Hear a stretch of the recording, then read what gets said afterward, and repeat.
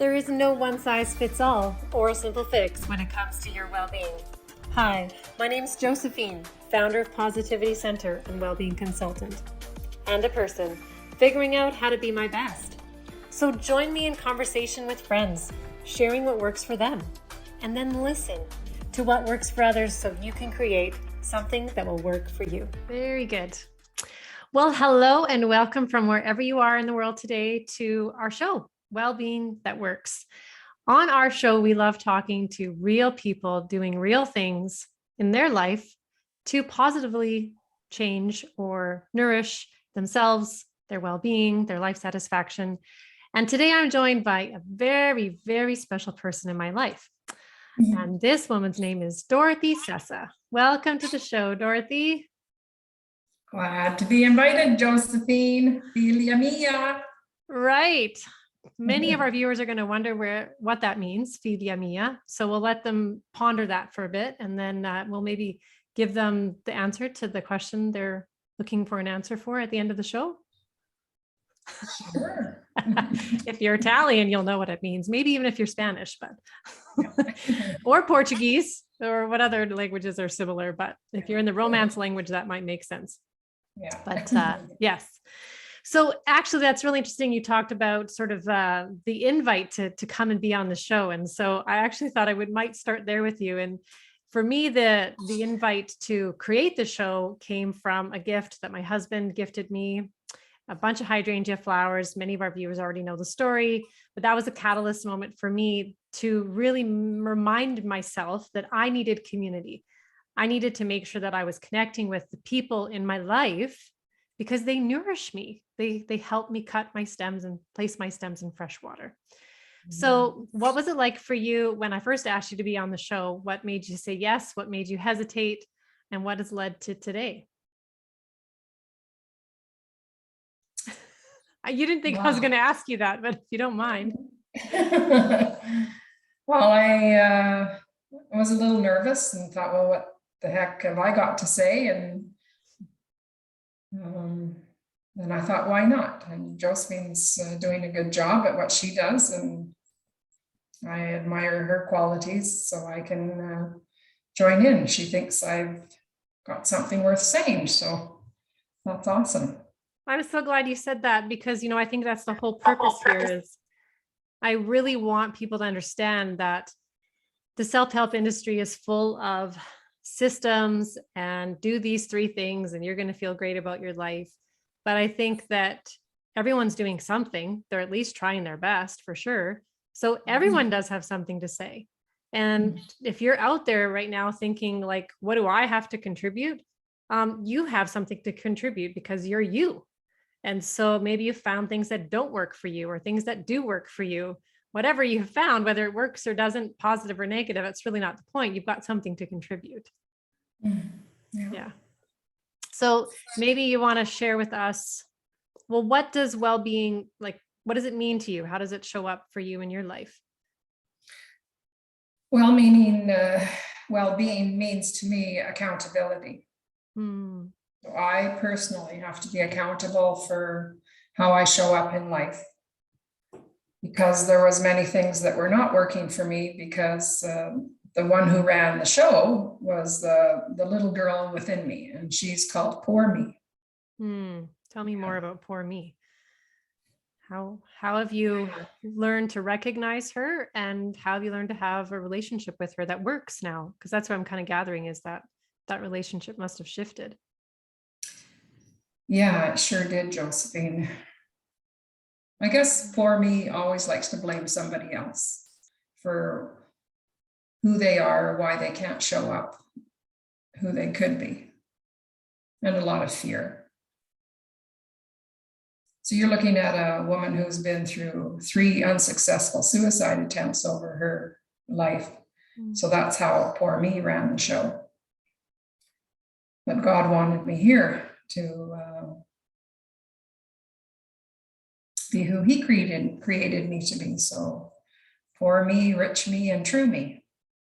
So as I get to know True Me, I accept Poor Me and start asking her, what does she need in the moment now, rather than scolding her or trying to get rid of her.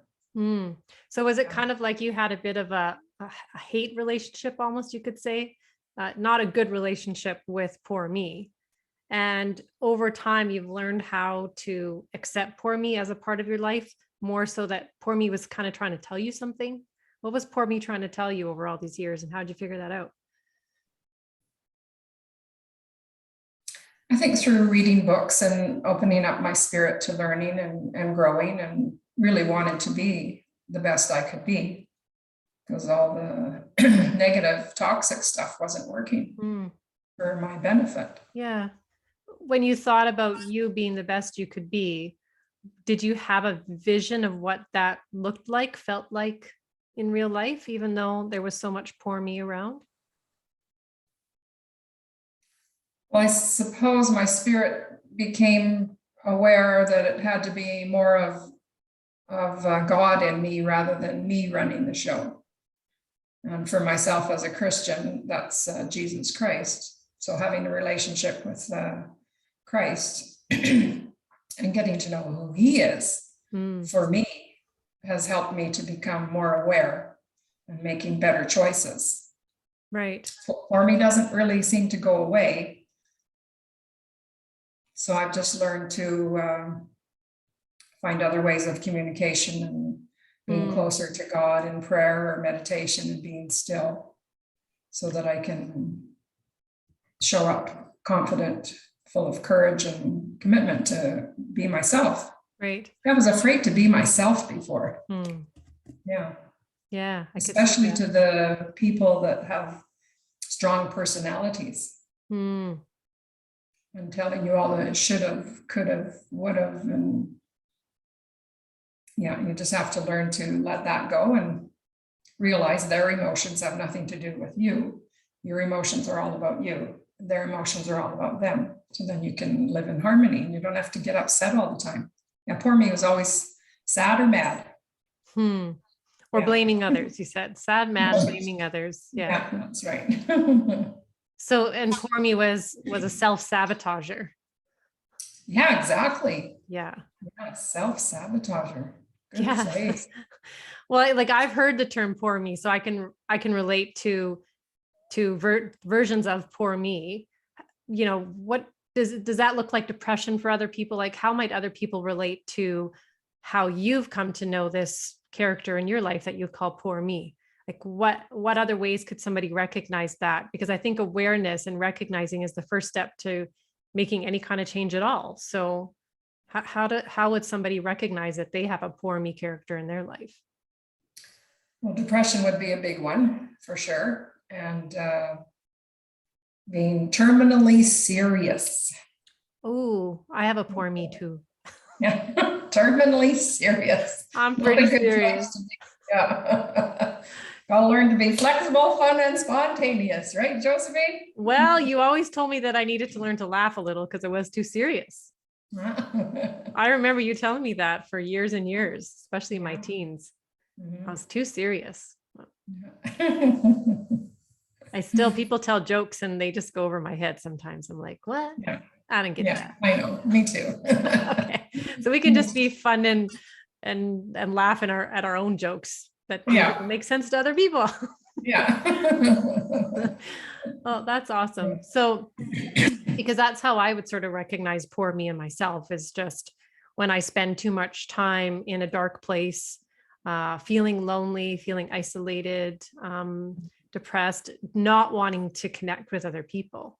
Yeah. Like it really puts me in that kind of a spot for sure. Yeah. Yeah. And then, so you've had a journey from poor me and learning how poor me operated so that you could have different conversations with poor me. So what do some of those conversations look like? They might be internal and not necessarily you voicing words out loud. What's it like to have a conversation with poor me now? Yeah, just ask her what she's needing at the moment, and realizing that I'm in a panic, which is not a comfortable place. It opens up to totally letting go and accepting her and her need at the moment. And then that eliminates the desire of me, the person, wanting to run away from life. like run away, just run away and just say goodbye to everybody and everything. So that stops that sensation of, I got to get out of here, I got to do something. And even suicide is a running away.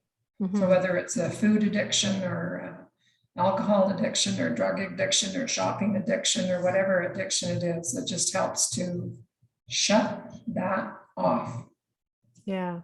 That's And find, like, powerful. soothe that part of you Mhm. through love and acceptance, as opposed to through a glass of wine or through a gambling addiction or, X. There's so many Yeah. different kinds. Yeah.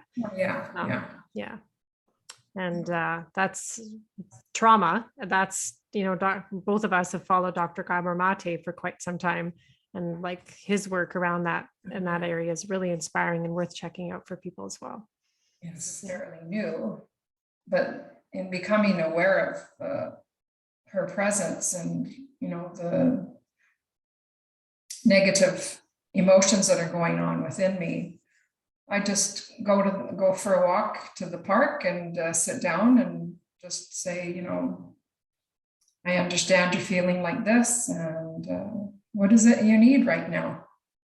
I love you and accept you just as you are, just as what Christ loves and accepts me just as I am. I do that to poor me now. And, usually have a little cry, and those feelings just lift off. Yeah, that's really powerful. Like, it reminds me a lot of the emotional work that we need to go through to accept what we feel, label what we feel, process what we feel, so that we can get through what we feel. Yeah. And so that's in my head what I'm kind of going through as I'm hearing you talk about your conversations with poor me. Is there something that is reflected back to you? Like when you ask poor me, what do you need? Is the answer something that actually nourishes you? And what are some of those answers that poor me gives you?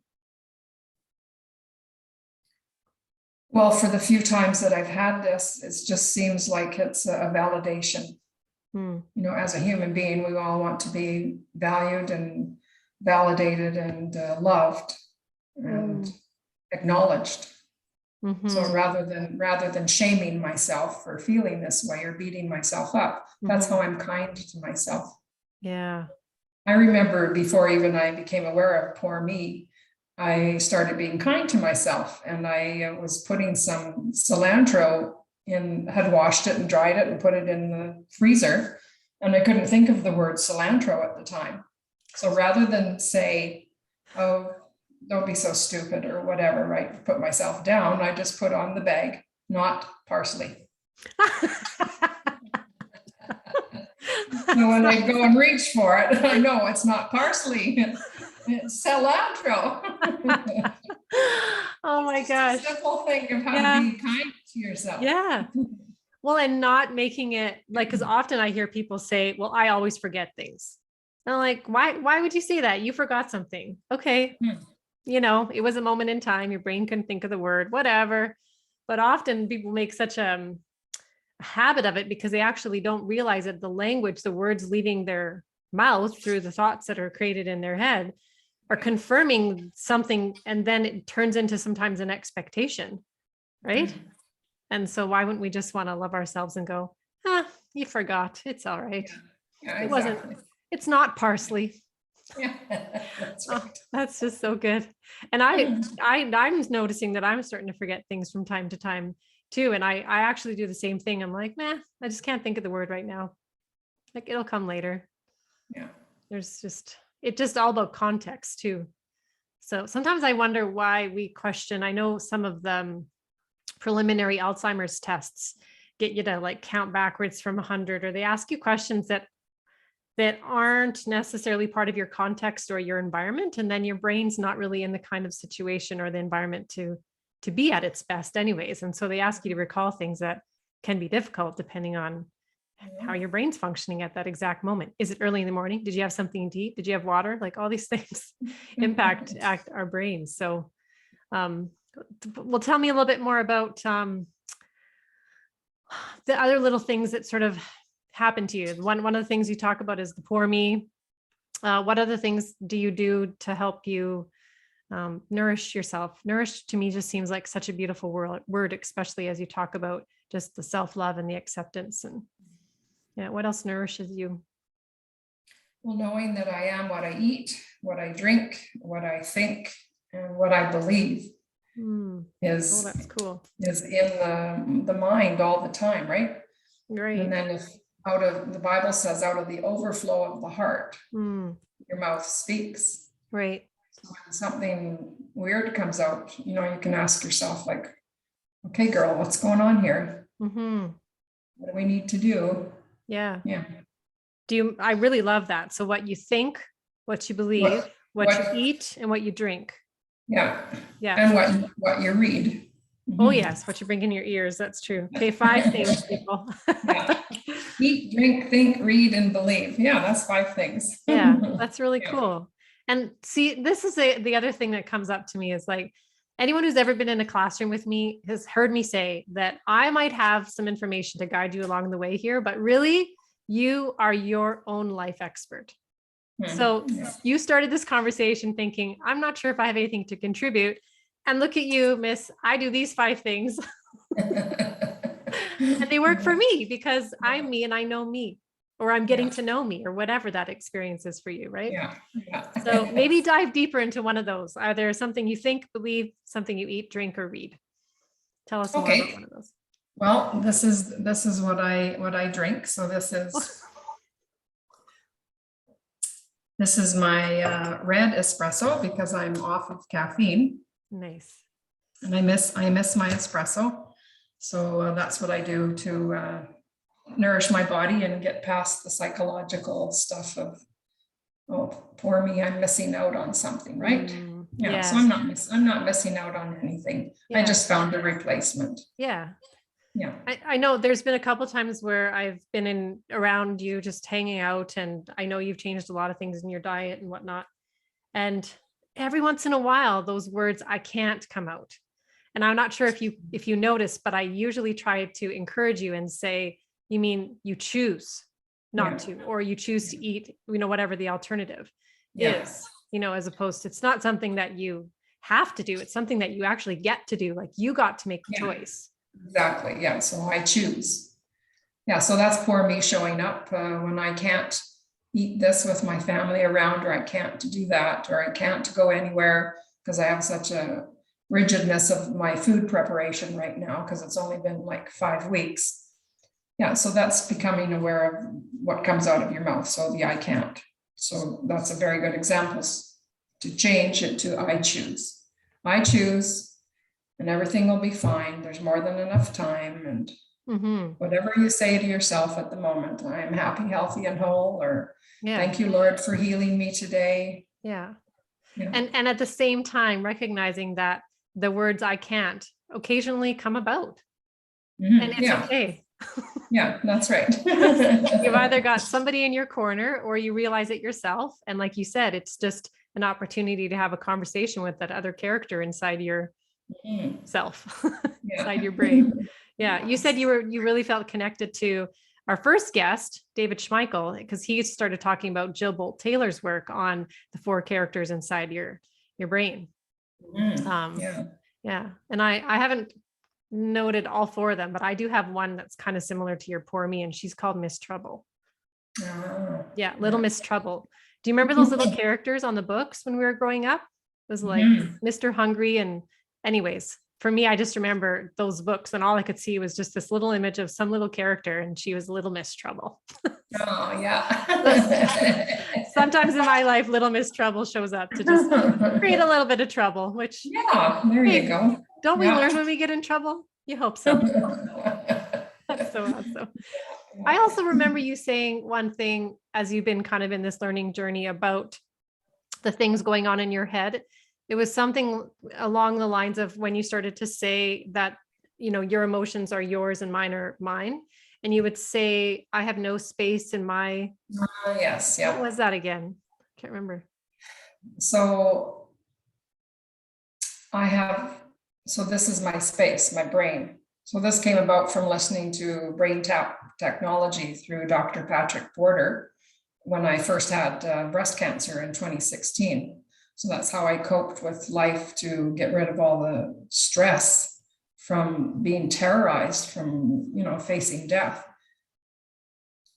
I have no space in my place to give color or entertain this thought. Yeah. So that just washes it away, and just sit with your half-hour session of relaxation and visualization. Yeah. So that was my first introduction to how I knew cancer wasn't going to kill me, but my emotions sure were. Yeah. So I had to get my emotions under control. Before we kind of close, is there anything else that you really wanted to share with everybody? Well, for my well-being over the years, I've enjoyed doing writing and creating my own private office space. I have a tiny walk-in closet upstairs, and I use that for total privacy. And I don't have a lot of people running around my house. I just have one Italian husband, and he doesn't hear very well, so he talks quite loud. So having that private space for conversations was a good thing to help myself through. And I've done UEQ card games where they talk about your feelings and your emotions and what would you do if this or if that. So that was very helpful. And I've had a couple of life coaches, and most importantly, I've done Bible study fellowship. I did that for 12 years to help myself focus more on Christ than me and my emotions. And then I just kind of went into limbo for 5 years because of cancer, and now I'm back into it again. So that's very encouraging, and I'm online at a Zoom class. So there's women across outside of North America. So it's good to get to know other women around the world.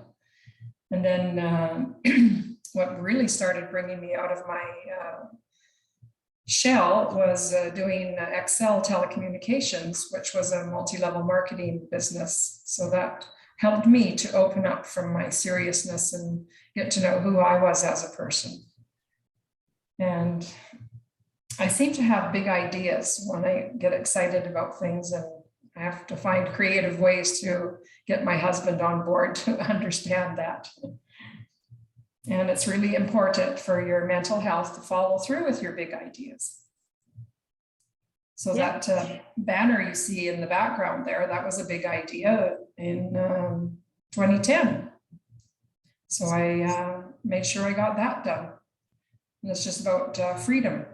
So I kind of went through a midlife crisis. I was too Italian to be Canadian, and I was too Canadian to be Italian. So I had to do something to get out of that slump and just, realize who I am as a person. So that was very encouraging for my mental health. And the big idea that I had in December was to do a caricature of my husband and I. So we went to the top of Sulphur Mountain in Banff, and because that's where we were, almost 6 years ago when we first found out about breast cancer. So this time we did a caricature.